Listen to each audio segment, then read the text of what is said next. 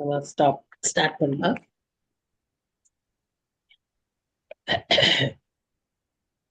எங்களை அதிகமா நேசிக்கிற எங்கள் நல்ல தகப்பனே, உண்மை துதிக்கிறோம் சுவாமி, என்னை ஸ்தோத்திரிக்கிறோம். கிருபையாய் இன்னொரு புதிய வருஷத்தை எங்க வாழ்க்கையில நீர் கூட்டி கொடுத்த இந்த பெரிய தயவுக்காக நாங்க நன்றி செலுத்துகிறோம். இந்த வேளையிலும் கூட சுவாமி, நாங்க ஒரு விஷயம் கூட எங்களை நம்முடைய சமூகத்துல தாழ்த்துகிறோம். நீர் செய்த எல்லா நன்மைகளுக்காக நன்றி செலுத்துகிறோம். ஒருத்தர் நல்ல வாக்குத்தத்தங்களுக்காக நன்றி செலுத்துகிறோம். இந்த புதிய வருஷத்தையும் உங்களுடைய கிருபையினால ஆண்டவரை முடிசூட்டி, ஆண்டவரே எங்களை நீர் வழி நடத்துகிற தேவனா இருக்கிறபடினாலே உம்மை துதிக்கிறோம், ஸ்தோத்திரிக்கிறோம். இந்த முதல் ஸ்டடியிலையும் நாங்க எல்லாம் வந்து சேர நீர் கிருபை பாராட்டியிருக்கிறீர். வர இருக்கிற மக்களை சீக்கிரமாய் அழைத்து வாரோம். இந்த நேரத்திலும் நாங்க தியானிக்க இருக்கிற வசனங்களின் மூலமாக ஆவியானவர் தாமே எங்களோடு கூட இடைப்பட்டு எங்களுக்கு ஏற்ற சத்தியங்களை எங்களுக்கென்று பிரத்யேகமாய் ஆண்டவரே எங்களுக்கு அதை விளங்கச் செய்து எங்களுடைய வாழ்க்கையில அதை பிரயோஜனப்படுத்த நீர் உதவி செய்யும்படியாக உம்மை நோக்கி நாங்கள் செபிக்கிறோம். எங்களை நாங்கள் தாழ்த்தி ஒப்பு கொடுக்கிறோம் சுவாமி. தடையின்றி நாங்கள் இந்த 1 hour உடைய பாதத்தில் அமர்ந்து தியானிக்கவும், வர இருக்கிற மக்களுடைய தடைகளை நீக்கி சீக்கிரமாய் வரவும் நீர் உதவி செய்ய வேண்டுமாய் ஆண்டவரும் இரட்சகருமாகிய இயேசு கிறிஸ்துவின் மூலம் வேண்டிக் கொள்கிறோம் பிதாவே. ஆமேன், ஆமேன். So welcome you all to this study in this new year. I'm very happy that you all could join today, and please do continue throughout the year. May God help us to hold this study throughout this year.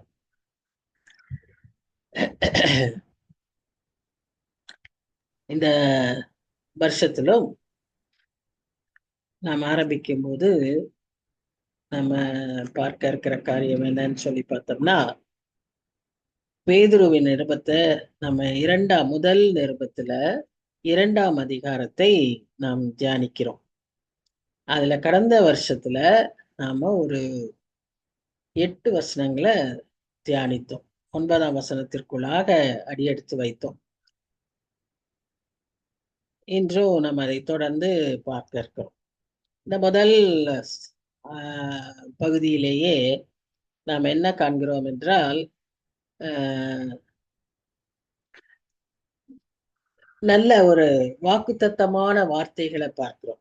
இந்த முதல் பகுதியில கூட இந்த 9ஆம் வசனத்திலேயே நாம் யார், நம்மை எப்படி கர்த்தர் நம்மை எப்படி அவர் நினைக்கிறார், அவர் என்ன நிலைமையில அவர் வைத்திருக்கிறார் என்று சொல்லி நாம் இந்த 9ஆம் அதிகாரத்துல 9ஆம் வசனத்துல நாம் அறிந்து கொள்ளும்படியாக அந்த வசனம் அமைந்திருக்கிறது. பார்த்தோமானால், நீங்களோ உங்களை அந்தகாரத்தினின்று தம்முடைய அவருடைய ஒளியின் இடத்திற்கு வரவழைத்தவருடைய புண்ணியங்களை அறிவிக்கும்படிக்கு தெரிந்து கொள்ளப்பட்ட சந்ததியாயும் ராஜரீகமான ஆச்சரியமான ஆசாரிய கூட்டமாயும் பரிசுத்த ஜாதியாயும் அவருக்கு சொந்தமான ஜனமாயும் இருக்கிறீர்கள். முன்னே நீங்கள் தேவனுடைய ஜனங்களாய் இருக்கவில்லை, இப்பொழுதோ அவருடைய ஜனங்களாய் இருக்கிறீர்கள். முன்னே நீங்கள் இரக்கம் பெறாதவர்களாய் இருந்தீர்கள், இப்பொழுதோ இரக்கம் பெற்றவர்களாய் இருக்கிறீர்கள். பேதுரு இந்த வசனங்களை எல்லாம் அன்றைக்கு அவர் வாழ்ந்த சூழ்நிலையில இருந்த யூதர்களுக்கு இதை அவர் எழுதினார். யூத கிறிஸ்தவர்களுக்கு அவர் எழுதினதாக நாம வாசிக்கிறோம். யூதர்களா இருந்தாலும் சரி, புறஜாதியரா இருந்தாலும் சரி, கிறிஸ்தவ இயேசு கிறிஸ்துவை இரட்சகராய் ஏற்றுக்கொண்ட மக்களுக்கு அவர் எழுதினதை நாம் பார்க்கிறோம். அப்போ அவர் அதுல அழகா 10ஆம் வசனத்துல சொன்னாரு, முன்னே நீங்க தேவனுடைய ஜனங்களா இருக்கல, ஆனா இப்பொழுதோ அவருடைய ஜனங்களாய் இருக்கிறீர்கள். முன்னே நீங்கள் இரக்கம் பெறாதவர்களாய் இருந்தீர்கள், இப்பொழுதோ இரக்கம் பெற்றவர்களாய் இருக்கிறீர்கள். அருமையா அந்த வார்த்தைகளை அவர் சொல்றாரு. அதோடு கூட இங்க நம்ம என்ன பார்க்கிறோம்னு சொல்லி பார்த்தோம்னா, நாம் அவருடைய புண்ணியங்களை அறிவிக்கும்படிக்கு, நாம் அவருடைய பிள்ளைகளா இராத சமயத்துல we were in darkness, அந்தகாரத்திலே இருந்த மக்களாய் இருந்தோம், இருளிலே இருந்த மக்களாய் இருந்தோம், நாமே இருளாய் இருந்தோம் அப்படி கூட சொல்லலாம். ஏன்னா நம்முடைய காரியங்கள் எல்லாம் அறியாமையிலேயும் ஒளியான இயேசு கிறிஸ்துவை முழுமையாக புரிந்து கொள்ளாத ஒரு நிலைமையிலையும் நாம் இருந்த சூழ்நிலையில தம்முடைய ஆச்சரியமான ஒளியின் இடத்திற்கு நம்மை அவர் வரவழைத்தார். ஏன்னா he came in search of us. அவர் நமக்காக வந்தார், நம்மை தேடி வந்தார், நம்மை அவருக்கு சொந்தமாக்கி கொண்டார்.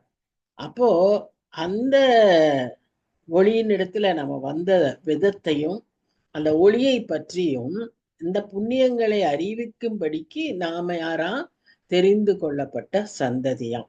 உபாகமம் 7ஆம் அதிகாரம் 6-8 வசனங்கள்ல முக்கியமா நம்ம பார்க்கும்போது, நீங்கள் பரிசுத்த ஜனம் அப்படின்னு நம்ம அதுல வாசிக்கிறோம். அது மாத்திரம் இல்ல, உங்களை நான் தெரிந்து கொண்டேன் அப்படிங்கிற வார்த்தையும் அந்த வசனங்கள்ல வருது. அப்போ நம்ம பரிசுத்த ஜனம், அதோடு கூட நாம் அவரால் தெரிந்து கொள்ளப்பட்ட ஜனம். உன் தேவனாகிய கர்த்தர் உன்னை தமக்கு சொந்தமாய் இருக்கும்படி தெரிந்து கொண்டார். அதுக்கு முன்பாக நம்ம வாசிக்கிறோம், நீ உன் தேவனாகிய கர்த்தருக்கு பரிசுத்த ஜனம் அப்படின்னு அவர் சொல்றத பாக்குறோம். பூச்சக்கரத்தில் உள்ள எல்லா ஜனங்களிலும் உன்னை நான் உன்னை தமக்கு சொந்தமாய் இருக்கும்படி அவர் தெரிந்து கொண்டார் அப்படின்னு வாசிக்கிறோம். அதுலயும் இன்னும் பார்த்தீங்கன்னா, நீங்க சகல ஜனங்களிலும் கொஞ்சமா இருந்தீங்க, நீங்க திரட்சியா இருந்தவர்களினால உங்கள் மேல அவர் அன்பு வைக்கல, உங்களை தெரிந்து கொள்ளல. நீங்க கொஞ்சம் பேரா இருந்ததுனால, you may be a minority, you may be just a single person in your society, in your workplace, in your family. அப்படியா இருந்தாலும் நான் அப்படியா இனி இருக்கிறதுனாலே நான் உன்னை தெரிந்து கொண்டேன் அப்படின்னு சொல்லி அவர் அங்க தெளிவா சொல்றத நாம அந்த வசனங்களில வாசிக்கிறோம். ஸோ நாளிலேயே தியானத்திலேயே நமக்கு ஒரு என்கரேஜிங் வேர்ட், கர்த்தர் நம்மை தெரிந்து கொண்டார். யோவான் 15ஆம் அதிகாரத்துல வாசிக்கிறோம், நீங்கள் என்னை தெரிந்து கொள்ளவில்லை, நான் உங்களை தெரிந்து கொண்டேன். ஸோ கர்த்தரே நம்ம தெரிந்து கொண்டார். நாம அவரை தெரிந்து கொள்றதுக்கு முன்பாக அவர் நம்மை தெரிந்து கொண்டார். அது மாத்திரம் அல்ல, நாம ஒரு பல காரியத்தினால குவாலிஃபிகேஷன்னால நம்மளை அவர் தெரிஞ்சு கொள்ளல. நம்ம ஒண்ணுமே இல்லாத we are the only one அப்படிங்கிற ஒரு நெக்லெக்டட் பர்சனா இருந்தா கூட கர்த்தர் நம்மை அதனாலே தெரிந்து கொண்டார். we are what? we are holy people for him and we are the chosen one for him. we are the chosen generation. ஒருத்தரை நம்ம தெரிந்து கொள்ளப்படும் போது நம்முடைய சந்ததியையும் அவர் தெரிந்து கொண்டார். God is a generational God. He blesses not one single individual, he blesses the entire generation. So ஆபிரகாமை ஆசீர்வதிக்கும் போது ஆபிரகாமின் மூலமாக அவருடைய சந்ததி எல்லாரையும் ஆசீர்வதித்தார். அவ்விதமாக ஒருவரை ஆசீர்வதிக்கும் போது நம்முடைய சந்ததி எல்லாவற்றையும் ஆசீர்வதிக்கிற தேவனாய் இருக்கிறார். இந்த புதிய வருஷத்துல கூட நமக்கு எப்படி ஒரு நல்ல என்கரேஜ்மெண்ட் அவருடைய வார்த்தைகளின் மூலமாக நமக்கு கிடைக்கும்படி கர்த்தர் கிருபை பாராட்டியிருக்கிறார். அடுத்ததாக நம்ம இது தெரிந்து கொள்ளப்பட்ட சந்ததி மாத்திரம் அல்ல, நம்ம ராஜரீகமான ஆசாரிய கூட்டம். we are very special people who has to distinguish and between holy, unholy, clean and unclean and make it known to the people. அப்போ இந்த டிசர்ன்மெண்ட்டை கர்த்தர் நமக்கு தந்திருக்கிறார். ஆசாரிய கூட்டத்தினுடைய ஆசாரியர்களுடைய முக்கியமான வேலை என்னன்னு சொல்லி பார்த்தீங்கன்னா, representing people to God and representing God to people. அந்த ரெப்ரசன்டிங் காட் டு பீப்புள்ல வரக்கூடிய ஒரு முக்கியமான வேலை என்னன்னா, எது பரிசுத்தம், எது சரி, எது தவறு அப்படின்னு இன்றைக்கு நம்முடைய சொசைட்டியா இருக்கட்டும், சபையா இருக்கட்டும், குடும்பமா இருக்கட்டும், ஒர்க் பிளேஸா இருக்கட்டும், எங்கனாலும் நாம் அதை மற்றவர்களுக்கு அறிவிக்கக்கூடிய ஒரு ஜனமாக நம்மை தெரிந்து கொண்டிருக்கிறோம். So there is a purpose in choosing us. இந்த சாய்ஸ்ல there is a God's divine purpose that we are to be like priests. அடுத்ததா we are his own people. We are a special possession to him. அந்த special position எப்படி அது நம்முடைய once again it is not our qualification, it is because his blood, his own blood, his son's blood, which has cleansed us and which has purchased us. அந்த கிரயத்தை அவர் செலுத்தி நமக்காக அந்த இரத்தத்தினாலே நம்மை பரிசுத்தப்படுத்தினதினாலே நாம் அவருக்கு சொந்தமான, அதுவும் ஸ்பெஷல் பொசிஷன் சொல்லி நம்ம பார்க்கிறோம். ஸோ இவ்விதமான ஒரு ஒரு பெரிய தெரிந்தெடுப்பை இந்த வசனத்தின் மூலமாக, இந்த வசனங்களின் மூலமாக நமக்கு அவர் மறுபடியுமாய் உறுதிப்படுத்துகிறார். இந்த வருஷ தொடக்கத்துல நமக்கு மறுபடியும் ஒரு உறுதிப்பாடை நமக்கு கிடைக்க பண்ணுகிறார். நாம் we are very special to God, and we are having a purpose to live, and so this year let it be purposeful for us. Let it be a year of fulfilling his plans and his purpose in our lives. நாம நிறைய plan போட்டிருப்போம், நாம நிறைய காரியங்கள் இந்த வருஷத்துல நிறைவேறணும்னு நினைப்போம். ஆனா இன்றைய நாள்ல அவர் நமக்கு சொல்லுகிற காரியம் என்னன்னா, எனக்கு ஒரு திட்டம் உண்டு, நான் உன்னை குறித்து ஒரு திட்டம் வைத்திருக்கிறேன், அதை நான் நிச்சயமா உனக்கு நிறைவேற்றுவேன், அதை நிறைவேற்ற நீ எனக்கு இணங்க வேண்டும் என்று சொல்லி ஒரு அந்த பர்பஸ நமக்கு இன்னைக்கு ஒரு கோலா நமக்கு காண்பிக்கிறார். சோ நம்மை நாமே இவ்விதமாய் சிந்திக்க நாம் அழைக்கப்படுகிறோம். We are not ordinary people. We should realize that and we should come up to that level. சரியா? 11, 12, 13 வசனங்கள், 11, 12 வசனங்கள் என்ன பார்க்கிறோம்னு சொன்னா, பிரியமானவர்களே, போது பேதுரு எழுதுறாரு.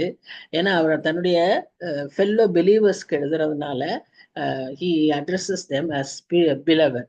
பிரியமானவர்களே, அந்நியர்களும் பரதேசிகளுமாய் இருக்கிற நீங்கள் ஆத்துமாவுக்கு விரோதமாய் போர் செய்கிற மாம்ச இச்சைகளை விட்டு விலகி, இப்படி நாம அழைக்கப்பட்டிருக்கிற சூழ்நிலையில we are not living in an alien country. We are alien place where there is no other, where there is no sin. அப்படியெல்லாம் we are in the world. In this world, on this earth, sin is always prevailing. There is a presence of sin. இந்த சின்னுக்கு பவரும் உண்டு. There is power. The sin has power. வல்லமை உண்டு. அப்ப இந்த வல்லமை எப்படிப்பட்டதா இருக்கும்? நம்முடைய ஆத்மாவோடு போர் செய்கிறதா இருக்கும்.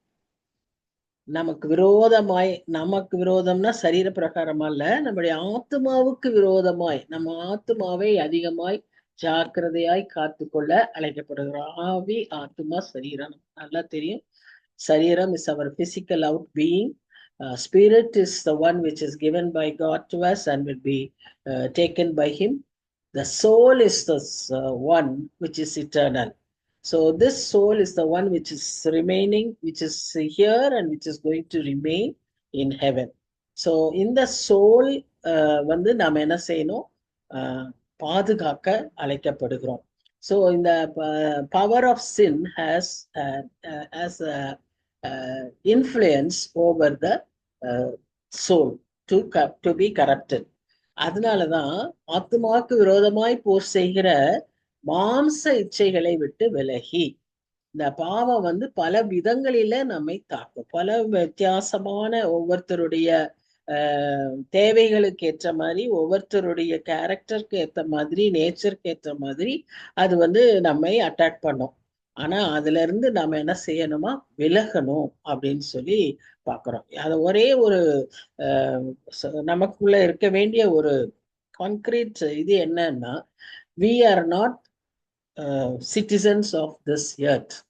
We are just sojourners and pilgrims. We have a home and citizenship in heaven.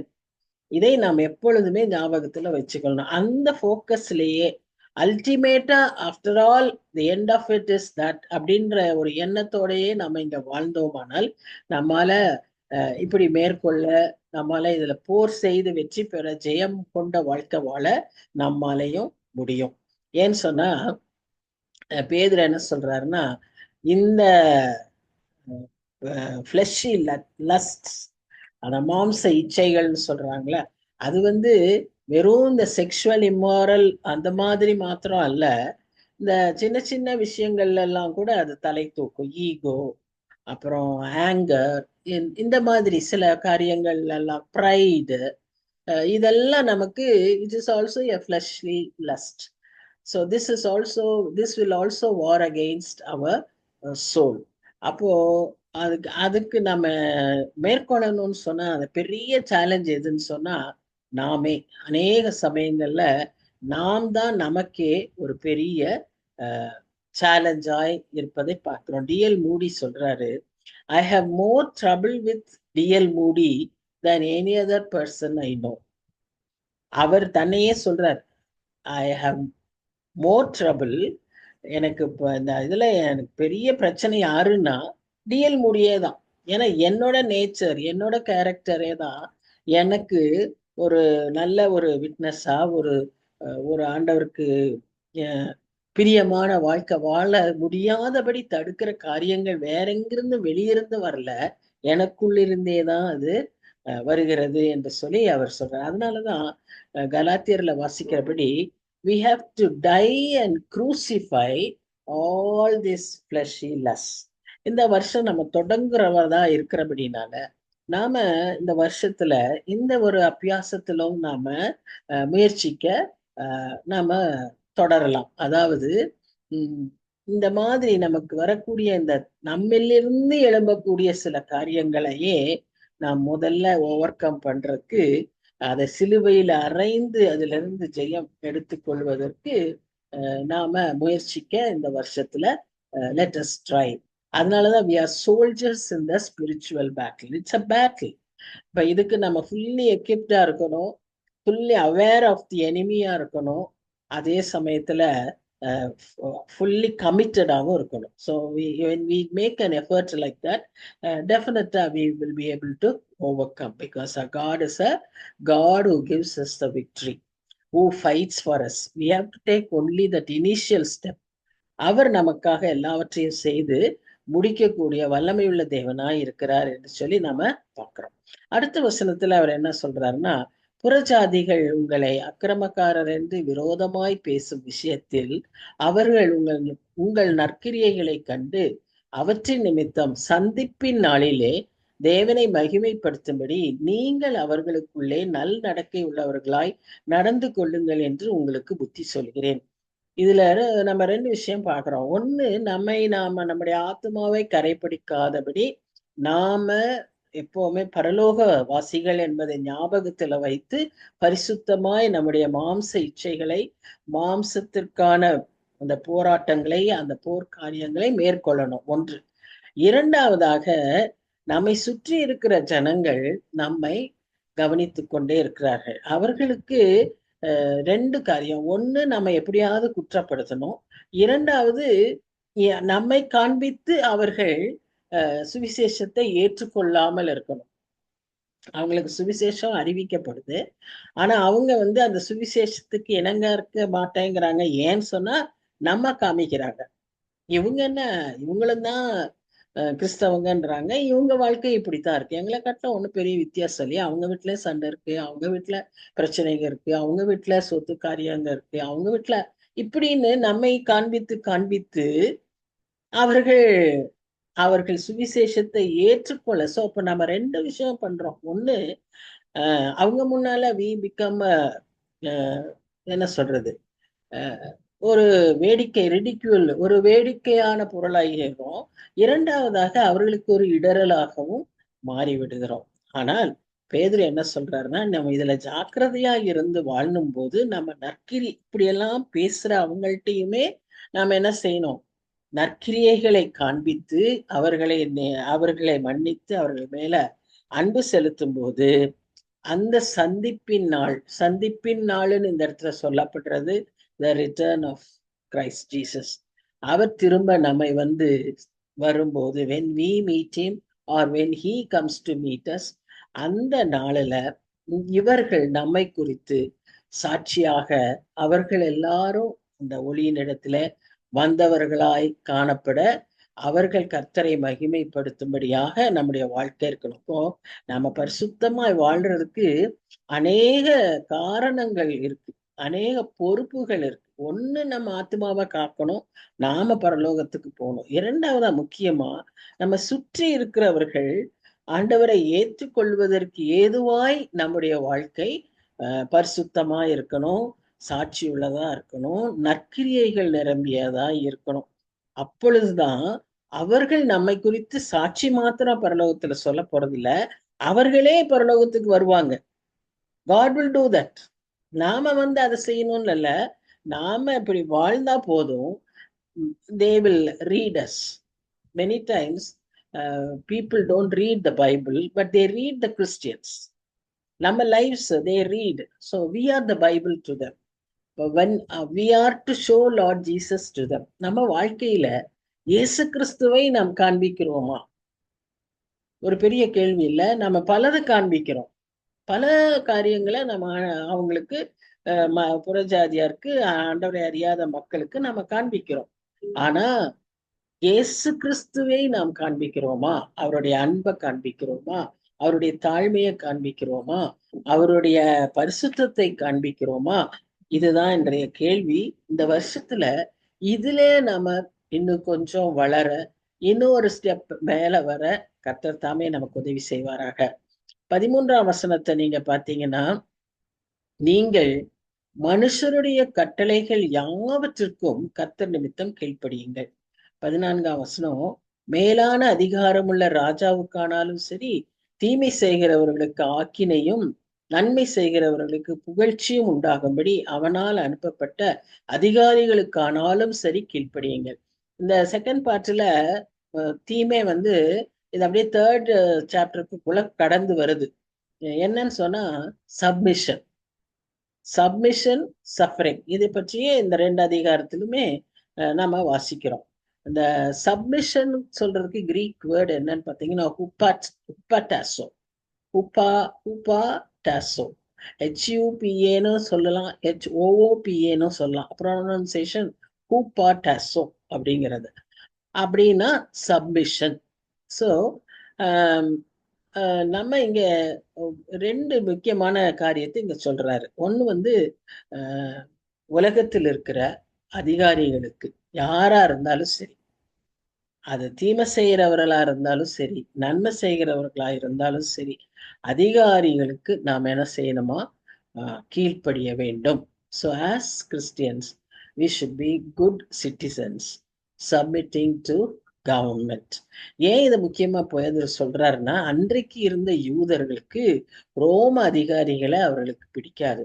அதனால என்ன செய்வாங்கன்னா, ரோம அதிகாரிகளுக்கு செலுத்த வேண்டிய வரிகளையும் அவர்கள் செலுத்த மாட்டார்கள். ஆலயத்துக்கு சரி வரியெல்லாம் செலுத்துவாங்க, ரோம அதிகாரிகளுக்கு செலுத்த மாட்டாங்க. அதனாலதான் அவர் முக்கியமா இந்த இடத்துல அவர் அதை சொல்றாரு. Rightful authority from God is given to these governments. So we are to obey this government, whatever the order may be. அதற்கு நாம் கீழ்ப்படிய அழைக்கப்படுகிறோம். ஆனா இந்த இடத்துல ஒன்று நாம் நிச்சயமா ஞாபகத்துல வச்சுக்கணும். இதே பேதுரு தான் அப்போஸ்தலர் நடவடிக்கைகள்ல நம்ம பார்க்கிறோம்.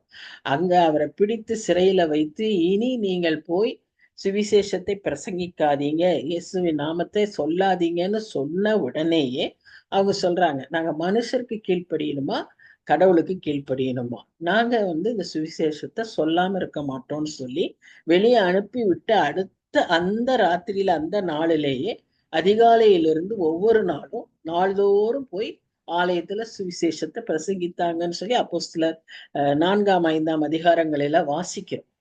So what Peter is trying to tell us is, when the government law contradicts with God's law, we need not obey.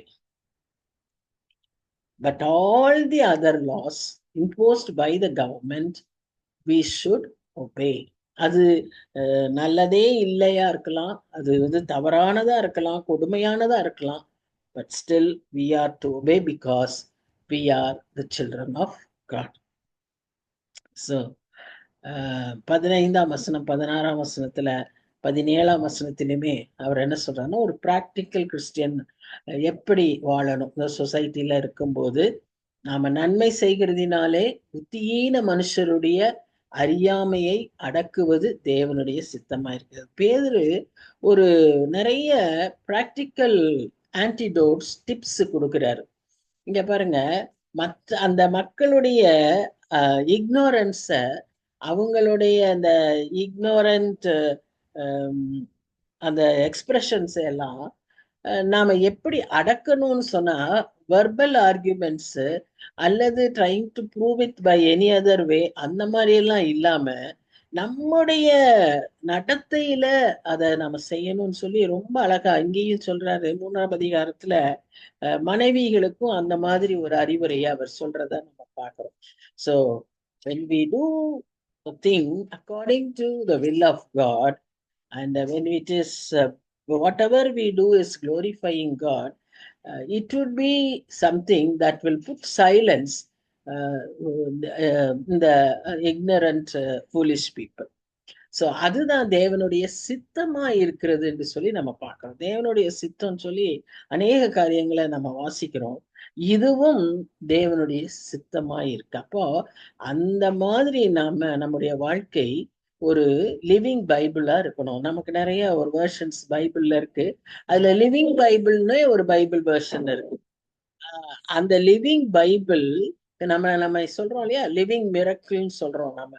நிறைய சமயங்கள்ல நான் மதித்திருப்பேன். நேற்று இந்த சர்ச்ல கூட பார்த்தேன்.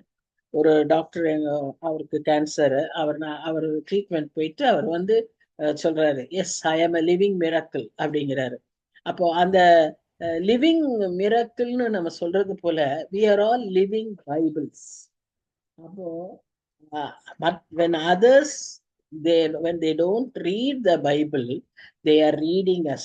So அந்த நன்மை செய்து இந்த புத்தியீன மனுஷருடைய அறியாமையை அடக்குவது தேவனுடைய சித்தமாய் இருக்கு. So God has a plan for us in this year to increase our good works and live a godly life and live life which would bring glory to God, so that others will come into this life. 16ஆம் வசனம், மத்தேயு 5ஆம் அதிகாரம் 16ஆம் வசனத்துல அப்படிதான் சொல்றோம். நம்ம வெளிச்சம் மற்றவர்களே நற்கிரியைகளை கண்டு பரலோகத்தில் இருக்கிற பிதாவை மகிமைப்படுத்தும்படியாக. அப்படி அவர்களை தேசம் எப்படி ஒரு இந்த ரெய்னி சீசன்ல எல்லாம் நம்ம வெளியே பல்பு போட்டோம்னா அப்படியே இந்த ஈசல் பூச்சிக வந்துடும், நிறைய வந்துடும், எங்கிருந்து வரும்னே தெரியாது.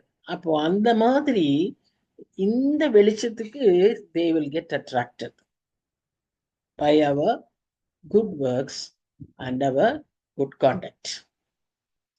16ஆம் வசனத்துல பாத்தீங்கன்னா, சுயாதீனம் உள்ளவர்களா இருந்தும் உங்கள் சுயாதீனத்தை துர்க்குணத்திற்கு மூடலாக கொண்டிராமல் தேவனுக்கு அடிமைகளாய் இருங்கள்.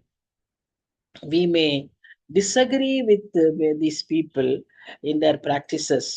நம்ம நிறைய கம்பெனிஸ்ல, ஒர்க் ஷாப்ஸ்ல, ஒர்க் பிளேசஸ்ல we have such difficulties இல்லையா? அவங்க செய்கிற எல்லா காரியங்களும் நம்மள செய்ய முடியாது. ஆனா at the same time we have to submit to their authority and establish your identity. It is possible. நாங்க எல்லாம் ஒர்க் பண்ண இடங்கள்ல எல்லாம் நாங்க அப்படி எல்லாம் எக்ஸ்பீரியன்ஸ் பண்ணியிருக்கோம். And God has helped us to remain as Christians in spite of the other forces, other things that may cause us to do certain things which we do not like. But God has helped us. Definitely God will help each and every one of us when we try to establish our identity for the sake of his name. Daniel, book of Daniel, we see how Daniel was able to, how Daniel's friends were able to. அந்த மாதிரி யோசேப்பு எல்லாரையுமே நம்ம வேதத்துல வாசிக்கிற அநேக examples இவ்விதமாய் அவங்க வந்து அவங்களுடைய ஒர்க் பிளேசஸ்ல அவங்களுடைய ஐடென்டிட்டி அவங்க எஸ்டாப்ளிஷ் பண்ணும்போது God helps them. So we are to disagree with their practices but respect their position, respect their authority, submit to our authority. இந்த நெகேமியாவை கூட நம்ம இங்க வாசிக்கிறோம். நெகேமியா கூட அந்த மாதிரி தான். தன்னுடைய மக்களுக்காக வேண்டி அவர் தன்னுடைய சொந்த காரியங்களை எல்லாம் விட்டு. So it involves sacrifice, it will involve certain sufferings, but God will help us. God will help us. அடுத்த வசனம் பாருங்க, எல்லாரையும் கனம் பண்ணுங்கள், சகோதரரிடத்தில் அன்பு கூறுங்கள், தேவனுக்கு பயந்திருங்கள், ராஜாவை கனப்படுங்க. இந்த குட் கான்டெக்ட் வந்து பிராக்கெட்டுக்குள்ள என்ன இருக்குன்னு பாத்தீங்கன்னா, எல்லாரையும் கனம் பண்ணுங்கள். இன்னொரு இடத்துல நம்ம பார்க்கிறோம், கனம் பண்ணுகிறதுக்கு முந்தி கொள்ளுங்கள் சொல்லி. So we should be a person who will be a respectful person, who would respect others. அடுத்தது சகோதரரிடத்துல அன்பு கூறுங்க. அந்த let our love be expressed. தேவனுக்கு பயந்துருங்க, ராஜாவை கனப்படுங்க. இங்க ராஜான்னு சொல்லும்போது அத்தாரிட்டியை தான் மீன் பண்ணுது. ஒருவேளை ராஜான்னு லிட்ரலா ராஜா இல்ல, கிங். இன்னைக்கு நமக்கு மோனார்கி கிடையாது. ஸோ அத்தாரிட்டி இது வேர்ல்ட்லி, உலக அளவுல இருக்கிற ஒரு ஜெனரல் இது. இப்ப பாத்தீங்கன்னா வேலைக்காரரேன்றாரு. அப்போ now comes to the work place. அதாவது எம்ப்ளாயர்ஸ் எம்ப்ளாயி அப்படிங்கிற அந்த அந்த இதுல அப்படி பார்க்கும்போது, ஏன்னா அன்னைக்கு வந்து இந்த வேலைக்காரர்னு சொல்லும்போது அடிமைகளையும் அதை சேர்த்துதான் அவர் சொல்றாரு. அன்றைக்கு அடிமைகள் நிறைய இருந்தாங்க. இன்னைக்கு அப்படியெல்லாம் அடிமைகள் இல்லை. It refers to the employees. அதிக பயத்துடனே உங்கள் எஜமான்களுக்கு கீழ்ப்படிந்தீர்கள். இன்னும் தெளிவா சொல்றாரு பாருங்க. நல்லவர்களுக்கும் சாந்த குணமுள்ளவர்களுக்கும் மாத்திரமல்ல, முரட்டு குணம் உள்ளவர்களுக்கும் கீழ்ப்படிந்திருங்கள். ஏனெனில் தேவன் மேல் பற்றுதலாயிருக்கிற மனசாட்சியின் நிமித்தம் ஒருவன் அநியாயமாய் பாடுபட்டு உபத்திரவங்களை பொறுமையாய் சகித்தால் அதுவே பிரீதியாய் இருக்கும். அப்போ Christian employees should submit to those who R. இப்போ இந்த சப்மிஷன்ங்கிறது நம்ம எல்லாருக்குமே ஒரு கடினமான வார்த்தையா இருக்கு இல்லையா? சப்மிஷன்னா அது ஏதோ ஒரு பெரிய ஒரு ஒரு அதிகமான பலுவை நம்ம மேல வச்ச மாதிரி இருக்கு. But we must always take the example of Jesus Christ. When we keep him as our role model, அவர் பிதாவோடு சமமாய் இருக்கக்கூடிய நிலைமையில இருக்கிறவர், நமக்காக அவர் எவ்வளவு தூரம் தன்னை சப்மிட் பண்ணார். First of all, he submitted himself to become a man, a human being, leaving all that glory and coming down to earth. இங்க ஏர்த்லயும் he had to submit to these lowly men for so many reasons. ஆனா he submitted voluntarily and he submitted willingly. இப்ப இதுதான் நமக்கும் இருக்க வேண்டும். நல்லவங்கள்ட்ட நமக்கு அன்பா இருக்கிறவங்கள்ட்ட மாத்திரம் இல்ல, even those who are unkind. Work பிளேசஸ்ல நிறைய பேர் இப்படியே நாம பார்ப்போம். சில பேர் நமக்கு ரொம்ப அண்டர்ஸ்டாண்டிங்கா இருப்பாங்க. ஆனா there will be many who will be against us. டெலிபரேட்டா அவங்க நமக்கு அகெயின்ஸ்டா இருப்பாங்க. அப்படிப்பட்டவங்க எல்லாத்துக்கிட்டையும் கூட நாம சப்மிசிவா இருக்கிறது நமக்கு that is the Christian context. That is what God expects from us. அதை ஏன் நாம அப்படி சகிச்சுக்கணும், ஏன் நாம வந்து அந்த மாதிரி நாம இருக்க அழைக்கப்படுகிறோம் அப்படின்னு நம்ம பார்த்தோம்னா, அது வந்து எதுக்காக அப்படி நம்ம இருக்கிறோம்னா, நம்ம எப்பவுமே இந்த சப்மிஷன் எல்லாம் நம்ம ஒரு வெர்டிக்கல் சிலுவையவே நாம வச்சுக்கலாம். வெர்டிக்கல் ஹரிசான்டல் இல்ல, ஹரிசான்டல்னு சொல்லும்போது மென்னு, வெர்டிக்கல்னு சொல்லும்போது பிதாவோடு இயேசு கிறிஸ்துவோடு ஆண்டவரோடு இருக்கக்கூடிய உறவு. அப்போ இது நமக்கு வெர்டிக்கலா நம்மளுடைய ரிலேஷன்ஷிப் சரியா இருந்தா இந்த horizontal relationship will be set right. அது நமக்கு கடினமாய் இருக்காது. நம்ம ஏன் அப்படி இருக்கிறோம்னா நமக்கு தெரியும். The others may not understand. They may even ridicule us, tease us, insult us. But we know why we are doing this. அதனால நமக்கு என்ன வசனம் சொல்லுது? பொறுமையாய் சகித்தால் அதுவே பிரீதியாய் இருக்கும். ஸோ சாதாரணமா மற்றவங்க வந்து செய்யறத காட்டிலும் நாம இந்த சூழ்நிலையில நம்ம அதை பொறுத்து சகிக்கும் போது அதுக்கு ஒரு பெரிய அச்சீவ்மெண்ட் இருக்கு. இந்த சப்மிஷன் ஆல்வேஸ் பிரிங்ஸ் ஹார்மனி. நம்ம எந்த இடத்துல இருந்தாலும் சரி, ஒர்க் பிளேஸோ உலகத்திலேயோ குடும்பத்திலேயோ எங்க இருந்தாலும், when we submit it brings harmony.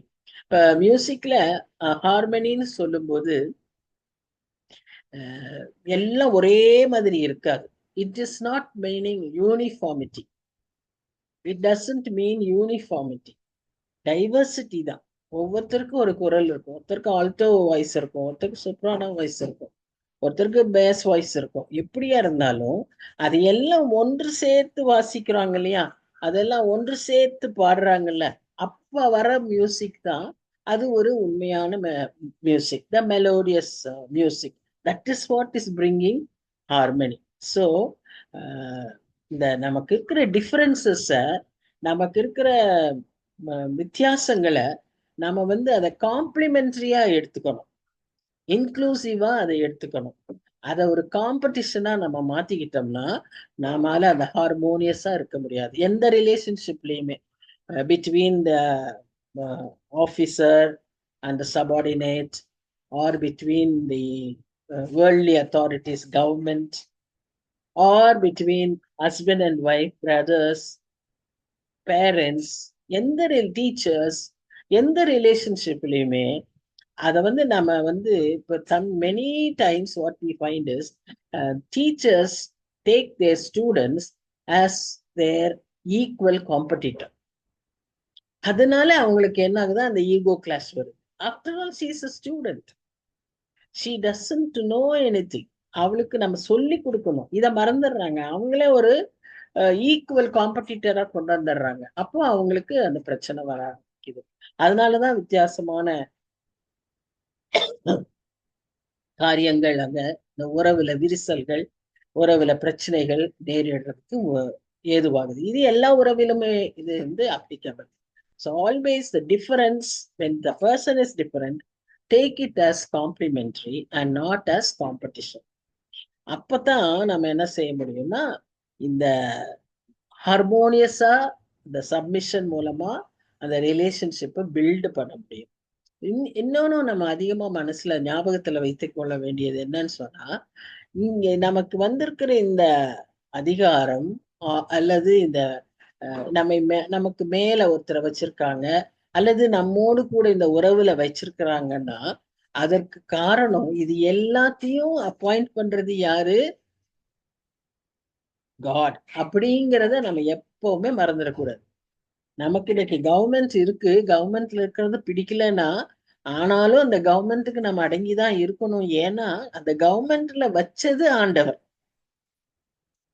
அந்த அந்த அதிகாரத்துல வச்சிருக்கிறது ஆண்டவர், நம்ம எஜமானா நமக்கு வச்சிருக்கிறது ஆண்டவர், நமக்கு அந்த வேலையில எம்ப்ளாயரா வச்சிருக்கிறது ஆண்டவர், நம்ம குடும்பத்துல நமக்கு பேரண்ட்ஸா வச்சிருக்கிறது, டீச்சர்ஸா இருக்கிறது, இப்படின்னு நம்ம நினைக்கும் போது அந்த வெர்டிக்கல் ஆர்டரை இட் கம்ஸ் ஃப்ரம் காட்னு நம்ம ஏற்றுக்கொண்டோமானால் நமக்கு அதை அக்செப்ட் பண்ணவும் ஈஸி, அகாமடேட் பண்ணவும் ஈஸி, சப்மிட் பண்ணவும் ஈஸி.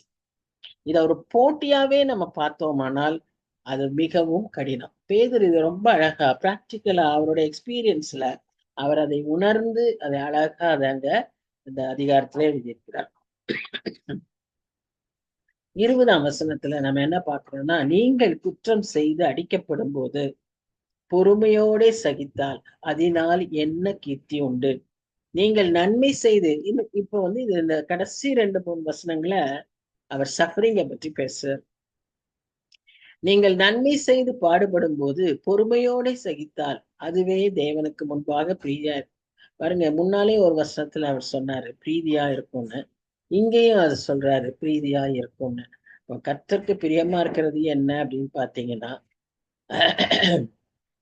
நன்மை செய்து பாடுபடும் போது. இந்த சமயத்துல நம்ம என்ன செய்யறோம்னா, நான் கட்டாயம் ரெப்ரசன்ட் பண்ணி ஆகணும். இது நான் வந்து செஞ்சது சரி, இது தவறே இல்லை, இதற்கு எனக்கு இந்த தண்டனை சரி கிடையாது அப்படின்னு அத நம்ம ரெப்ரசன்ட் பண்றதுக்கு தான் நம்முடைய மைண்டு சொல்லும். ஏன்னா அப்படிதான் அது அந்த பிரெயின் நெட்வொர்க் வந்து அந்த மாதிரியே தான் இட் இஸ் பின் வயர்டு.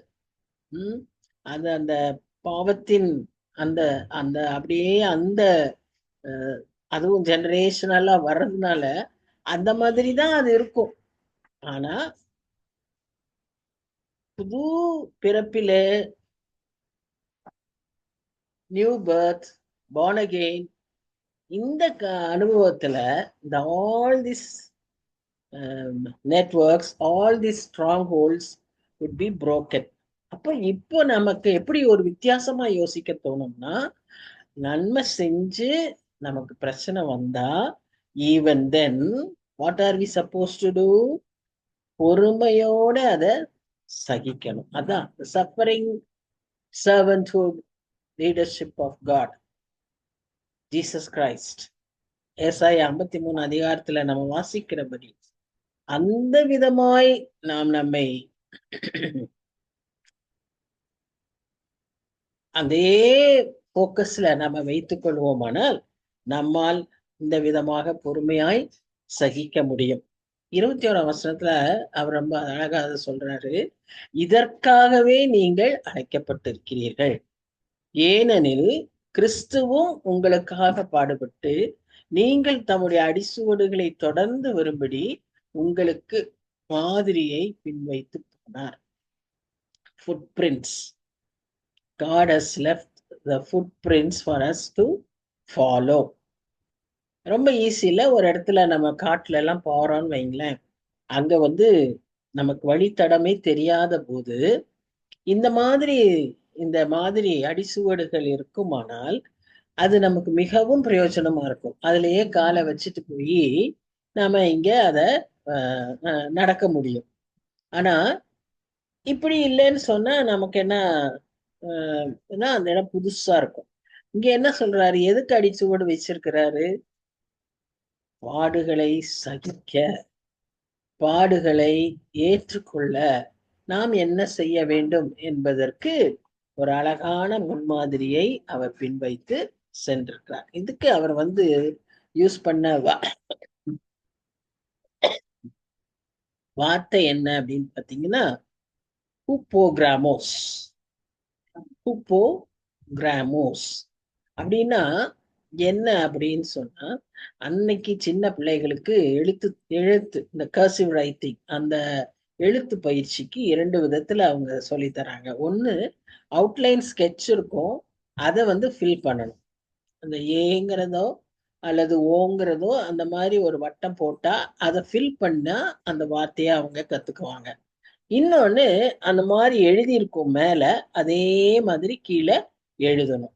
2 விதமான விதத்துல அன்றைக்கு அவங்க சொல்லி கொடுக்குறாங்க. இப்ப நமக்கு Jesus has given the pattern, எப்படி நாம அதை ஃபாலோ பண்ணணும் அப்படிங்கிறதுக்கு அவர் அதற்கு ஒரு நல்ல முன்மாதிரியாக அந்த வாழ்க்கையை வாழ்ந்திருக்கிறார். ஸோ அதை போலவே நம்ம அந்த கர்சிவ் ரைட்டிங் எழுதுற போய் அவரை மாதிரியே நம்முடைய வாழ்க்கைய நாம அமைத்து கொள்ள வேண்டும். ஒருவேளை if we have to suffer insult, injustice, injury, எல்லாவற்றையுமே ஒரே அந்த மாதிரி எல்லாம் நேரிடுகிற சமயங்களில நமக்குள்ள நாம நினைக்க வேண்டிய காரியம் என்னன்னா, என் ஆண்டவர் எனக்கு முன்பாக இதையெல்லாம் சகித்து இதே பாதையில நடந்து சென்று அடிசுவட்டை வைத்து சென்றிருக்கிறார், நாமும் அதை பின்பற்றி செல்வோம் அப்படின்னு நம்ம மனச நம்முடைய ஆட்டிடியூட நம்ம வச்சுக்கிட்டோமானா நமக்கு அது ரொம்ப சுலபமாய் அதை நாம் செய்துவிட முடியும், சகித்து கொள்ளவும் முடியும். இல்லைன்னா தான் நமக்கு ரொம்ப கடினமாகிவிடும். இதெல்லாம் ரொம்ப கடினமான ஒரு காரியமாயிடும். என்ன ஆண்டவரோட பிள்ளையானந்தம்னா இவ்வளவு பிரச்சனையா இருக்கே, இவ்வளவு கஷ்டமா இருக்கேன்னு. ஆனா இந்த முன்மாதிரியை நம்ம பின்பற்றும் போது, ஜீசஸ் இஸ் ஆர் எக்ஸாம்பிள்.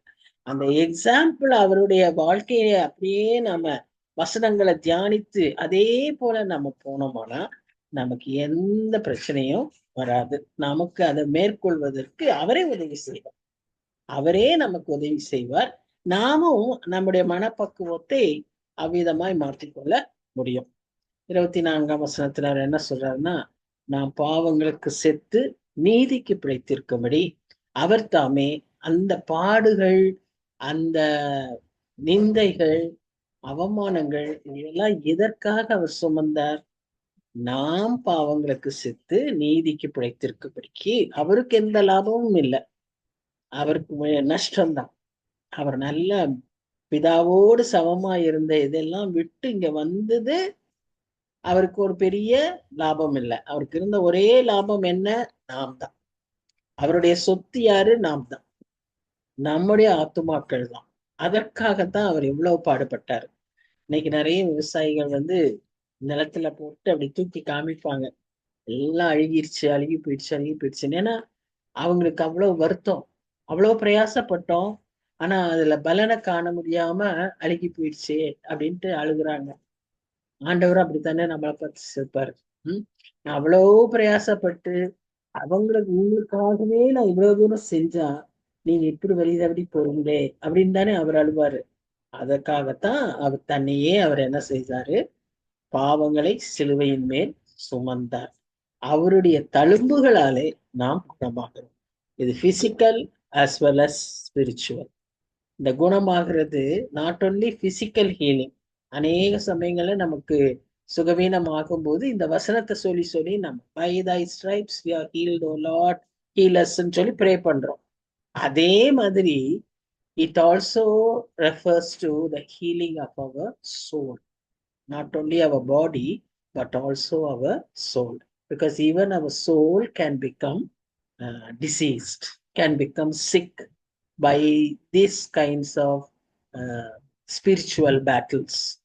அதுல நமக்கு வரக்கூடிய காயங்கள் இருக்கலாம், அதுல ஏற்படக்கூடிய வடுக்கள் இருக்கலாம், அதுல ஏற்படக்கூடிய கரைகள் இருக்கலாம்.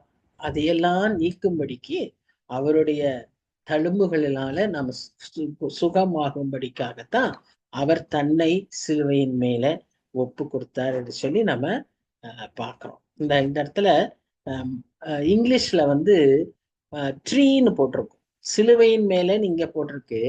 இங்கிலீஷ்ல இந்த ட்ரீ அப்படின்னு போட்டிருக்கோம். ட்ரீன்னு சொன்னா it refers to the cross, the literal wood of the cross. அதுதான் அங்க மென்ஷன் பண்ணியிருக்கு. So we are to always remind ourselves about the great work of Lord Jesus Christ on the cross. நம்முடைய பாடுகளிலும் சரி, நம்முடைய பாவங்களிலும் சரி, நம்முடைய விடுதலையிலும் சரி, நம்முடைய சந்தோஷத்திலும் சரி, எப்பொழுதும் அவருடைய அந்த பெரிய வேலையை, அவர் சிலுவையில் செய்த அந்த பணியை நாம் ஒவ்வொரு நிமிஷமும் ஒவ்வொரு நாளும் அதை நாம் நினைக்க அழைக்கப்படுகிறோம். அவ்விதமாய் நாம் நினைக்கும் போதுதான் நமக்கு அந்த வெற்றி கிடைக்கும், ஒரு ஜெயமுள்ள வாழ்க்கை கிடைக்கும். அதோடு கூட கடைசியா அவர் முடிக்கிறப்போ அவர் இன்னொரு ஆஸ்பெக்டையும் சொல்லி முடிக்கிறார். நாம் எப்படி இருந்தோம்? முதல்லயே அவர் சொன்னாரு, இரக்கம் பெறாதவர்களாய் இருந்தீர்கள், இப்பொழுதோ இரக்கம் பெற்றிருக்கிறீர்கள் அப்படின்னு சொன்னாரு. அதே போல நம்ம இப்ப என்ன சொல்றாருன்னா, சிதறுண்ட ஆடுகளை போல் இருந்தீர்கள், பாதை தெரியாமல் இந்த உலகத்துல அலைஞ்சு திரிஞ்சுக்கிட்டு இருக்கோம். இப்ப நமக்கு ஒரு வழியை காண்பிக்கிறதுக்கு ஒரு மேய்ப்பனாக, ஒரு நல் மேய்ப்பராக, கண்காணியமான கர்த்தராகிய இயேசு கிறிஸ்து நமக்கு முன்பாக செல்லுகிறார். அந்த அந்த பாட்டு ரொம்ப அருமையான பாட்டு இல்ல, இயேசு எங்கள் மேய்ப்பர். அப்படியே ஒவ்வொரு ஒவ்வொரு ஸ்டான்ஸாவும் வாசிச்சோம்னா அவ்வளவு அருமையா இருக்கும். இங்கிலீஷ்ல கூட ரொம்ப நல்லா இருக்கும், சேவியர் லைக் ஷெப்பர்ட். அந்த பாட்டு அவ்வளவு அருமையா இருக்கும். அந்த வசனங்களும் யோவான் 10ஆம் அதிகாரத்துல வாசிக்கிறபடி, இன்னும் எரேமியா பழைய ஏற்பாட்டிலையும் நிறைய இடங்கள்ல வாசிக்கிறோம். ஆனா அந்த மேய்ப்பராய் நாம் ஆண்டவரை பார்க்கும்போது, தாவீது தன் அனுபவத்தை 23ஆம் சங்கீதத்துல எழுதுனது போல, நமக்கு அவர் மேய்ப்பராய் இந்த வருஷத்துல நம் முன்னாலே செல்கிறார். நம்ம இந்த வருஷத்தை ஆரம்பிச்சிட்டோம், என்ன டிஃபரன்ஸ்? இந்த 6 நாள்ல போன வருஷம் மாதிரியே தான் இருக்கு, ஒண்ணுமே ஒன்றும் நினைக்கல, ஒன்றும் நமக்கு புதுசா ஒரு இதா ஒண்ணுமே காணல, பழைய மாதிரியே தான் இருக்கு, பழைய இதை விட இன்னும் கொஞ்சம் அதிகமா இருக்கு அப்படின்லாம் நம்ம யோசிக்கும் போது, இந்த வருஷத்துல அவர் என்ன செய்யறாரு? நமக்கு முன்பாக அவர் மேய்ப்பராய் போகிறார். அலைஞ்சிட்டு பாதை தெரியாம இருக்கிறோம், ஆனா கர்த்தர் இதுதான் வழின்னு சொல்லி அவருடைய முன்மாதிரிய நமக்கு காண்பித்து, அவருடைய அடிசுவட்டை நமக்கு வைத்து, அந்த மேய்ப்பனை போல நம்மை அவர் தூக்கி சுமக்கிறவராய், மார்போடு அணைத்துக் கொள்கிறவராய், தோளில் சுமந்து காக்கிறவராய், நடக்க முடியலன்னா நம்மளை தூக்கி சுமக்கிறார். நமக்கு அவர் பிரியமான ஸ்பெஷல் பொசிஷன் சொல்லி நம்ம என்ன செய்யறாரு, மார்போடு சேர்த்து அணைத்துக் கொள்கிற தேவனாய் இருக்கிறார். கண்ணீரை துடைக்கிற தேவனா இருக்கிறார். இந்த வருஷத்துல நம்ம எதுக்கும் கவலைப்பட வேண்டியதே இல்லை. அவருடைய கோலும் அவருடைய தடியும் நம்மை தேற்றும். எப்படி? surely goodness and mercy will follow us all the days of our life. அவ்விதமாய் இந்த வருஷத்தை அவர் ஆசீர்வதிக்கிற கர்த்தர் சித்தம் கொண்டவராய் இருக்கிறார். அதனால நம்ம எதற்கும் கவலைப்பட வேண்டிய அவசியம் இல்லை. ஒருவேளை இன்னும் ஒரு 5 நிமிஷம் இருக்கு. இந்த 3ஆம் அதிகாரத்தின் முதல் 1-2 வசனங்களை பார்த்து முடிப்போம். 3ஆம் அதிகாரமும் நான் சொன்னது போல அந்த முதல் 6 வசனங்கள் பாத்தீங்கன்னா, முதல் 7 வசனங்கள் ஃபேமிலி லைஃப பற்றி பேசுது. அதுல 6 வசனங்கள் மனைவிகளுக்கு பேசுது. ஒரு வசனம் தான் புருஷருக்கு பேசுது. அவ்வளவு இம்பார்ட்டன்ஸ் அதுல 6 வசனத்துல நமக்கு கொடுத்திருக்கிறார் கர்த்தர். அவர் பார்வையில நாம் விசேஷமானவர்கள், பெண்கள் அதிலும் அதிக விசேஷமானவர்கள். சோ இங்க நம்ம என்ன பாக்குறோம்னா, அந்த ஹார்மோனியஸ் ஒர்க் பிளேஸ்ல, harmonious life in the society, harmonious life in the church, now comes the harmonious life in the family. இது எல்லாத்துக்குமே அடிப்படை என்னன்னா சப்மிஷன். அதுல 2 ஆஸ்பெக்ட்ஸ் நம்ம ஞாபகத்துல வைத்து கொண்டு நம்ம வாழ்க்கையை நடத்துவோம்னா அது ரொம்ப சுலபமா இருக்கும் நமக்கு. It would be easy to submit. என்னது அது? God should be revered above all. He is the one who designed everything. And the second is respect God's order and design. அவர் யாரை நமக்கு வச்சிருக்கிறாரோ அதையெல்லாம் அவர் வச்சிருக்காருன்னு சொல்லி அதற்காக நாம் என்ன செய்யணும்? இணங்க வேண்டும். அதற்காக ஒரு சரியோ தப்போ அதெல்லாம் அடுத்தது. ஆனா அதற்காக நாம் இணங்க வேண்டும். as long as it is within the code of God's conduct. God's law, God's conductக்கு விரோதமா இருக்கும்போது நம்மால அதை செய்ய முடியாது, இணங்க முடியாது. ஆனா அதுக்குள்ளாக இருக்கிற வரைக்கும் நாம் என்ன செய்ய வேண்டும்? கர்த்தருக்கு கீழ்ப்படிய வேண்டும், இணங்க வேண்டும். Submit. we have to submit. இப்போ ஃபர்ஸ்ட் முதல் வசனத்திலேயே நம்ம என்ன பார்க்கிறோம்னா, அந்தப்படி மனைவிகளே உங்கள் சொந்த புருஷர்களுக்கு கீழ்ப்படிந்தீர்கள், அப்பொழுது அவர்களில் யாராவது திருவசனத்திற்கு கீழ்ப்படியாதவர்களா இருந்தால் பயபக்தியோடு கூடிய உங்கள் கற்புள்ள நடக்கையை அவர்கள் பார்த்து போதனையின்றி மனைவிகளின் நடக்கையினாலேயே ஆதாயப்படுத்தி கொள்ளப்படுவார்கள். இதுல ரொம்ப முக்கியமானது போதனையின்றி, கற்புள்ள நடக்கையை அவர்கள் பார்த்து. God has created us as God has created us as great influencers because he himself is an influencer. நாம அவருக்கு கீழ்ப்படிஞ்சு அவருடைய பிள்ளைகளாய் நாம மாறும்போது அந்த இன்ஃப்ளூயன்சிங் கெப்பாசிட்டி நமக்கு வந்துவிடும். அதனாலதான் பல இடங்கள்ல நம்ம வாசிக்கிறோம், நாங்கள் அவருக்கு நற்கந்தங்களா இருக்கிறோம் அப்படின்னா the fragrance. we can be influencing by being a fragrant aroma.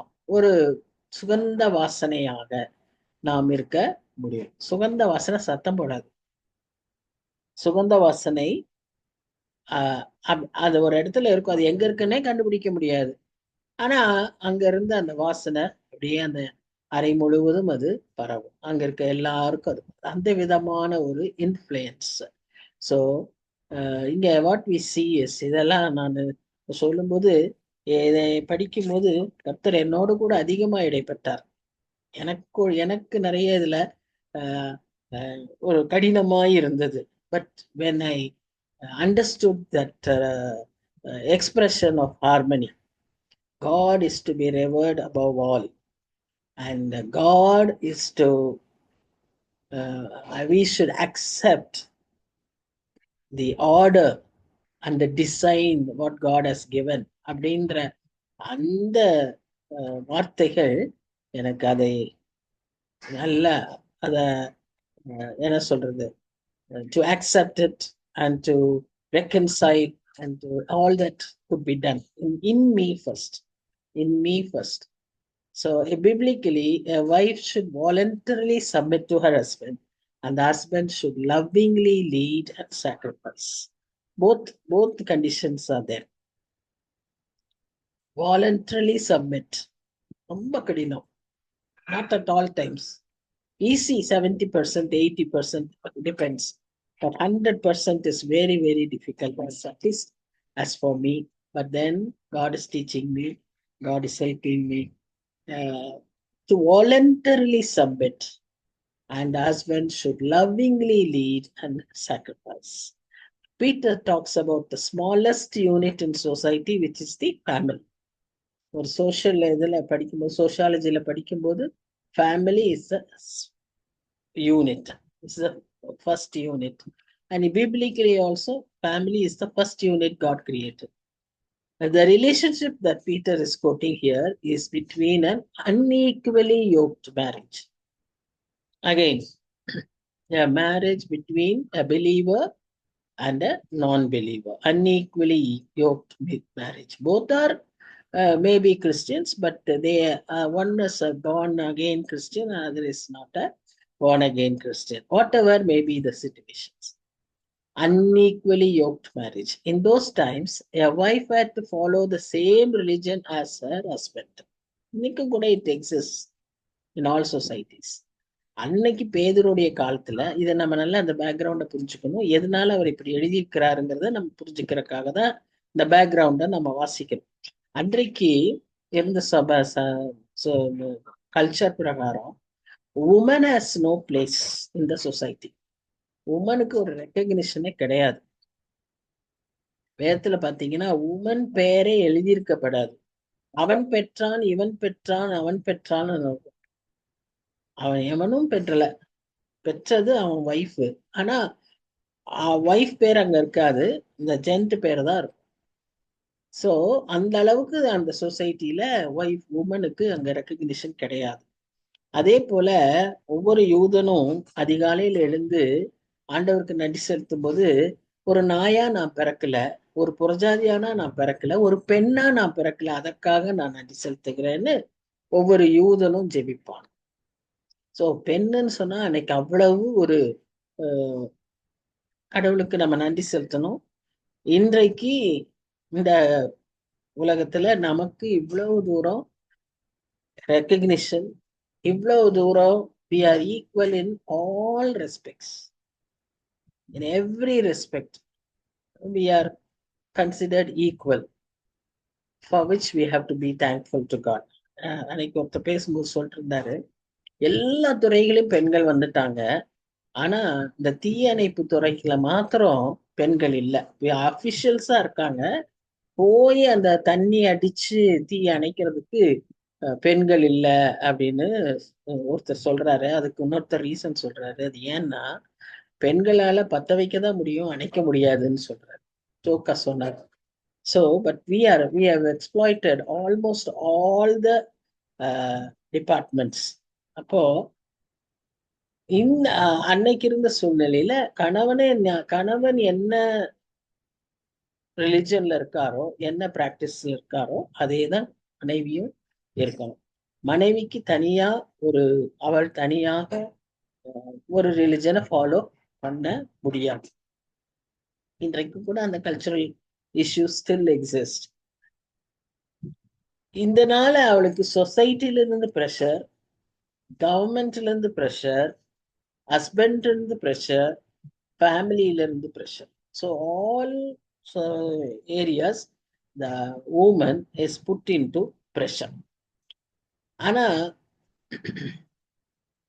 இந்த சூழ்நிலையில அந்த பெண்ணுடைய அழகு இதுலதான் வெளிப்படும். The irresistible beauty of a tender hearted woman. அவனுக்கு 3 மார்க்ஸ் இருக்கு. her actions, her attitudes, and her admiration. Her actions speak louder than her words. Her attitude is the prettiest feature. Attitude is the most important one. Admiration is more biblical than conventional. அவ எதை பின்பற்றுகிறாள், எதை அவ உயர்ந்ததாய் கருதுகிறாள்னா, that should be a biblical example than conventional. உலகத்தின் காரியங்களை விட இல்லாத இந்த மூன்றும் இருக்கக்கூடிய ஒரு பெண் தான் அந்த பெண்ணுக்கு ஒரு யாராலையும் மறுக்க முடியாத ஒரு அழகு, the irresistible beauty of a tender hearted woman commentator சொல்லியிருக்காரு. இந்த வார்த்தைகளோடு நாம இந்த ஸ்டடி முடிப்போம். அடுத்த பாடத்துல அதை தொடருவோம்.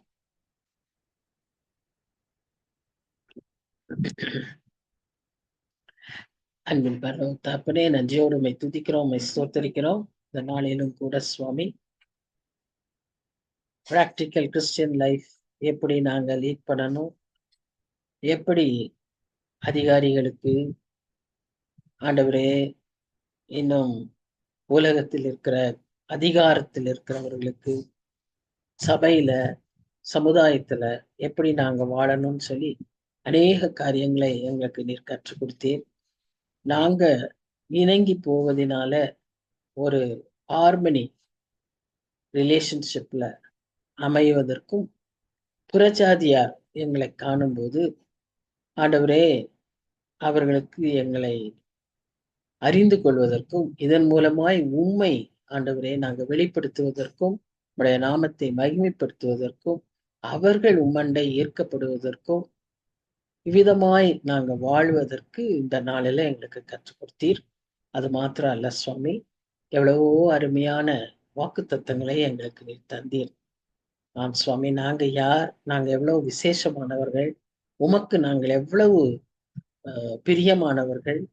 ஆண்டவரே, எங்களுக்காக நீர் என்னெல்லாம் செய்திருக்கிறீர், எங்களுக்கு இந்த வருஷத்துல முன்மாதிரியாக முன் அடிசுவட்டுகளை வைத்து ஆண்டவரே எங்களை வழிநடத்துகிற மேய்ப்பனாக, எங்கள் மேல் கரிசனை உள்ளவராக எங்களை அடித்து செல்லுகிற தேவனா இருக்கிறபடினால நாங்க நன்றி செலுத்துகிறோம். நீர் எங்களோடு இருக்கும்போது எங்களுக்கு எந்த கலக்கமும் தேவையில்லை சுவாமி. இந்த வருஷத்துல நாங்க உம்மோடு கூட உம்மை பின்பற்றுகிறவளாய் ஆண்டவரே, உமக்கு பிரியமாய் இந்த வாழ்க்கையை நடந்துவிட எங்களுக்கு நீர் உதவி செய்யும்படியாக எங்களை தாழ்த்தி இந்த கருத்துல விட்டுக்கிறோம். நீர் பொறுப்பேற்றுக் கொள்ளும், வழி நடத்தும். நேசிக்கிற இயேசு கிறிஸ்து மூலமாய் வேண்டிக் கொள்கிறோம் பிதாவே. ஆமேன், ஆமேன். So thank you everyone. Wish you all thank you. Very happy New Year. May the Good Shepherd lead us in this New Year to inherit His goodness and His mercy. Thank you. God bless you. Thank you, ma'am. Thank you. God bless you.